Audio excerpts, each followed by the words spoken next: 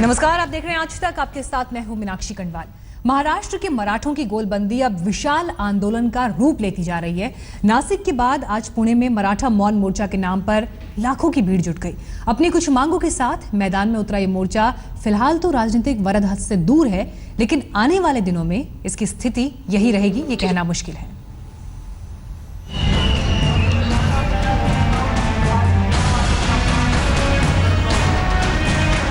नासिक में 15 लाख की भीड़ को संभाल कर चलने वाला मोर्चा अब पुणे में अपने पांव पसार चुका है। मराठा क्रांति मोर्चा मौन रहता है, लेकिन अपनी मांगों को लेकर मुखर है। पुणे के डेक्कन इलाके में शुरू हुए इस मौन मार्च में लाखों लोग जुटे हैं। नासिक के बाद अब पुणे में मराठा क्रांति मुख्य मोर्चा का आयोजन किया गया है और यहाँ पर आप देख सकते हैं कि पुणे का जो संभाजी पुल है वहाँ पर मराठा समाज के लोग इकट्ठा होना शुरू हो गए हैं। जिस प्रकार से यहाँ पर देखने को मिल रहा है कि अलग अलग तबके के लोग और अलग अलग कंपार्टमेंट में, जैसे यहाँ पर आपको देखने को मिल रहा है कि जो महिलाएं हैं उन्हें अलग बिठाया गया है, उसके पीछे पुरुष है, उसके पीछे काम करने वाला वर्ग है और सबसे आखिरी में स्थान दिया गया है नेताओं को। क्या कुछ आयोजन किया है, कहाँ तक ये मोर्चा जाने वाला है और क्या होने वाला है, बात करते हैं यहाँ के जो आयोजक में से कुछ लोग हैं उनसे। आप बताइए कि ये जो मोर्चा है उसका आयोजन में इसका उद्देश्य क्या है? इसका आयोजन का उद्देश्य है कि जो सरकार की तरफ हमारी जो मांगे हैं पिछले 15 सालों से, उसको कोई भी सरकार, उसके पहले भी आने वाला सरकार, कोई भी सरकार उसकी पूरा नहीं कर रहा है। सरकार क्या क्या जा रही? हाँ, मांगे है। पहली मांग जो है कि वो कोपरडी बलात्कार प्रकरण में जल्द से जल्द उसको फास्ट ट्रैक पर कोर्ट चालू होके उसको फांसी होना चाहिए। दूसरी मांग है एट्रोसिटी की, एट्रोसिटी कायदा भोज। तीसरी मांग है आरक्षण की और चौथी मांग है शिव स्मारक की। पांचवी मांग है मराठा समाज के लिए जो अन्ना साहेब पाटिल महामंडल स्थापन किया गया था, उसमें कुछ नहीं हो रहा है पिछले 20-40 सालों से। महाराष्ट्र के 15 शहरों में आयोजित मोर्चे में अब तक भारी भीड़ जुट चुकी है। औरंगाबाद, उस्मानाबाद, जलगांव, बीड, परभणी, हिंगोली, नांदेड़, जालना, अकोला, लातूर, नवी मुंबई, सोलापुर, अहमदनगर, नासिक और अब पुणे में मोर्चा उमड़ा है। दिलचस्प बात यह है कि मराठा मौन मोर्चा में नेताओं की कोई जगह नहीं है। मराठा मोर्चा की 3 प्रमुख मांगे हैं। अहमदनगर के कोपरडी गांव में नाबालिग लड़की से बलात्कार और हत्या के लिए जिम्मेदार लोगों को जल्द से जल्द सजा दी जाए। मराठा लोगों के आरक्षण का सवाल जल्द से जल्द सुलझाया जाए और अत्याचार कानून में बदलाव किया जाए ताकि इसका बेजा इस्तेमाल न हो। मराठा मोर्चा मानता है कि कोपरडी में हुए अत्याचार के बाद विरोध स्वरूप सबको सामने आना चाहिए। मकसद महिलाओं पर होने वाले अत्याचार को रोकना है।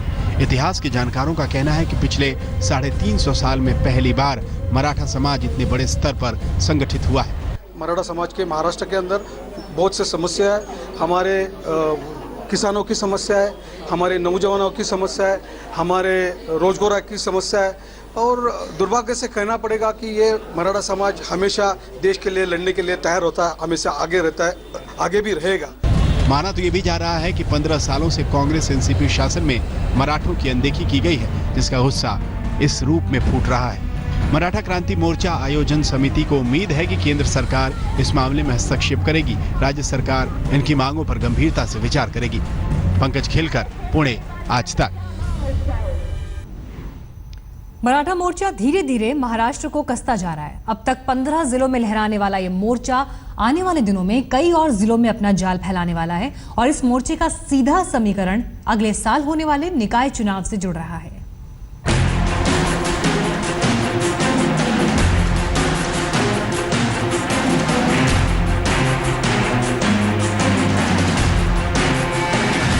औरंगाबाद से शुरू हुआ मराठा मोर्चा अब महाराष्ट्र पर छाता जा रहा है और तय है कि आने वाले दिनों में सूबे की राजनीति भी इस मोर्चे से तय होगी, जिसकी अगुवाई कोई सियासी पार्टी नहीं कर रही। मराठा आंदोलन से महाराष्ट्र की राजनीति पर क्या असर पड़ेगा? क्या यह आंदोलन फडणवीस सरकार के लिए खतरे की घंटी है? क्या इस आंदोलन से मराठा दलित संघर्ष शुरू हो जाएगा? राजनीति के धुरंधर मानते हैं कि इस मोर्चे से देवेंद्र फडणवीस को घेरने का मौका पार्टी के भीतर और बाहर दोनों जगहों पर मिल सकता है। महाराष्ट्र में अगले साल स्थानीय निकायों के चुनाव होने वाले हैं, जिसे मिनी विधानसभा चुनाव के तौर पर देखा जाता है। राजनीतिज्ञ मान रहे हैं कि इन आंदोलनों का इस्तेमाल उन चुनाव के लिए जमीन तैयार करने के लिए किया जा रहा है।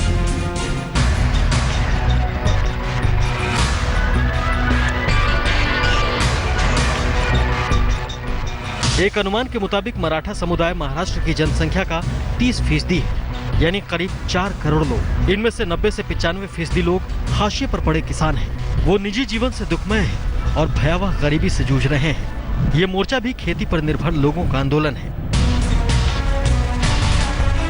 महाराष्ट्र में जितने किसानों ने खुदकुशी की है, उनमें 90% मराठा समुदाय से हैं। मराठा समुदाय नौकरी में भी पिछड़ा है, वो सामान्य वर्ग से है, इसलिए आरक्षण नहीं मिलता। ये मोर्चा कोई एक समाज या एक इसका नहीं है। इसमें कोई ना तो लीडर है, ना तो कोई कमेटी मेंबर्स है। यहाँ पे सिर्फ एक है कि हर कोई यहाँ एक मैं मराठा हूँ ये इच्छा से आता है और एवरीबडी इज कमिंग। हर कोई यहाँ पे अपना कंट्रीब्यूशन देने के लिए आ रहा है। एक मराठा समाज के लिए, क्रांति के लिए मैं ये कोपरडी की है जो घटना घटी है, ये घटने की जो छोटी बच्ची है, इस बच्ची के लिए मैं आह्वान देने के लिए इधर आई। ये एक सामान्य मराठा का आंदोलन है, ना तो किसी राजकीय पक्ष के खिलाफ है, ना तो किसी जाति के खिलाफ है, ना तो किसी धर्म के खिलाफ है। ये तो एक मराठा का आंदोलन, खुद के उन्नति के लिए आंदोलन है। इसके लिए कोई लीडरशिप नहीं है। हर एक मराठा जो इसमें शामिल होगा वो एक लीडर होगा। और आरक्षण तो हमारा हक ही है, क्यों ना मांगे हम। ऐसे कितने कानून चेंज हुए, तो ये भी हो सकता है ना। तो इसलिए हम सब इकट्ठा हुए महिलाओं के लिए, महिलाओं ने उन्नति करने के लिए, इसलिए हम महिला आगे है और विद्यार्थी भी आगे।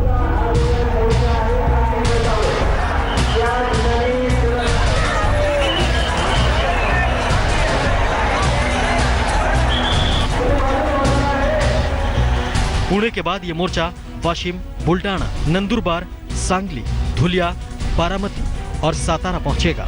इन सभी शहरों में इसका विकराल रूप देखने को मिलेगा और समाप्ति मुंबई से होगी, जहां 25 लाख लोगों के आने की संभावना है। पंकज खेलकर, पुणे, आज तक। और इस वक्त और जानकारी के साथ हमारे संवाददाता पंकज खेलकर हमारे साथ मौजूद हैं। पंकज, दो अहम बातें यहाँ पर हैं। एक तो मराठा आन बान शान, महाराष्ट्र की आत्मा है, और ऐसे में इस मोर्चे का इस तरह से निकलकर सामने आना, नासिक और नासिक के बाद पुणे, अब तक कोई राजनीतिज्ञ इनके साथ नहीं जुड़ा, लेकिन कितना असर महाराष्ट्र ने आज इस मोर्चे का देखा? जन समुदाय यहाँ पर मौजूद है, तो इस तरह से देखा जा रहा है कि जो महाराष्ट्र में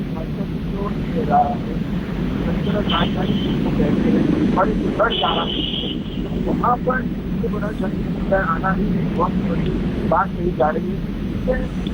यहाँ पे जो लोग थे वो तो कह रहे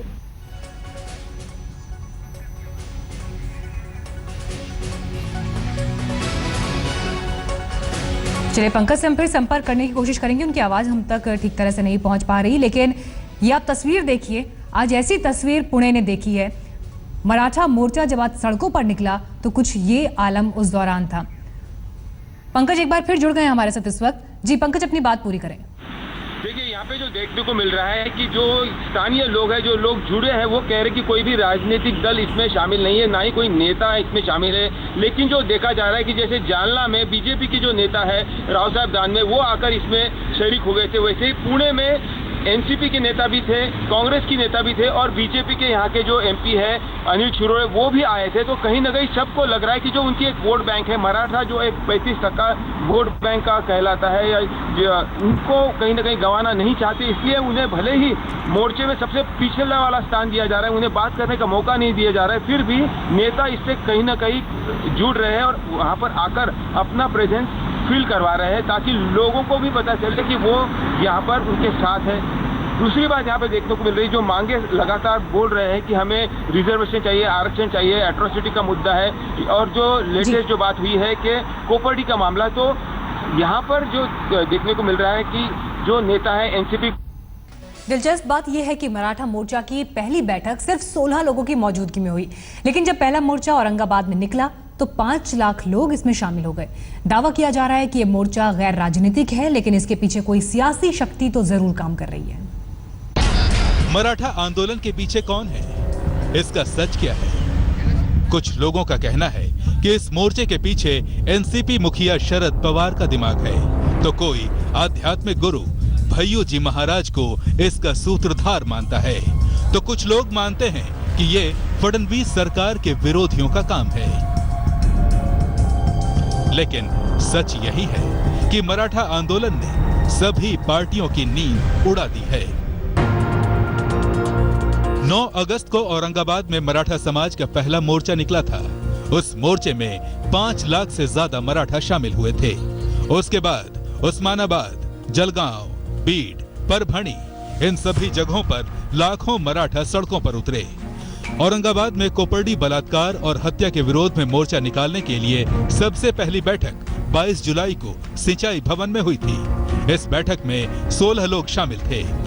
सूत्रों के मुताबिक उस बैठक में कोई राजनीतिक प्रतिनिधि शामिल नहीं था, लेकिन बाद में दिन पर दिन ये आंकड़ा बढ़ता चला गया।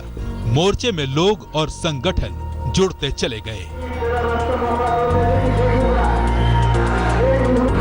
भीड़ को देखकर सभी राजनीतिक पार्टियों ने इस मोर्चे को स्थानीय स्तर पर सहायता मुहैया करानी भी शुरू कर दी। अब ये मोर्चा जाहिर तौर पर सियासी माहौल में उतरेगा, जहां से इसकी भविष्य की रूपरेखा तैयार होगी। आज तक ब्यूरो।